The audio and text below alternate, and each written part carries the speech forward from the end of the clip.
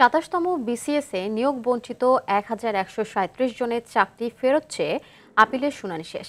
আগামীকাল রায় ঘোষণা করবেন আপিল বিভাগ। বুধবার প্রধান বিচারপতি ডক্টর সৈয়দ রেফাত আহমেদের নেতৃত্বে ৫ বিচারপতির আপিল বেঞ্চ রায়ের জন্য ধার্য করেন।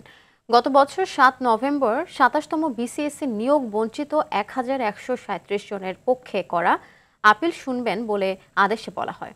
এ সংক্রান্ত রায় পুনর্বিবেচনা চেয়ে করা পৃথক আবেদনের শুনানি নিয়ে প্রধান বিচারপতির নেতৃত্বাধীন ৪ সদস্যের আপিল বিভাগ লিভ টু আপিল মঞ্জুর করে আদেশ দেন।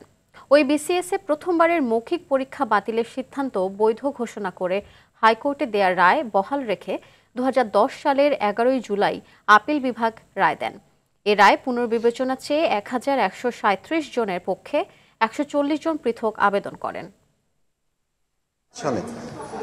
আর এখন ২০২৫ সাল, তাহলে প্রায় ১৮ বছর অনেক অনেক চড়াই উতরায় অনেক আইনি লড়াইয়ের পরে আগামীকাল বাংলাদেশ সুপ্রিম কোর্ট আপিল বিভাগ এই মামলাটি রায়ের জন্য ফিক্স করেছেন।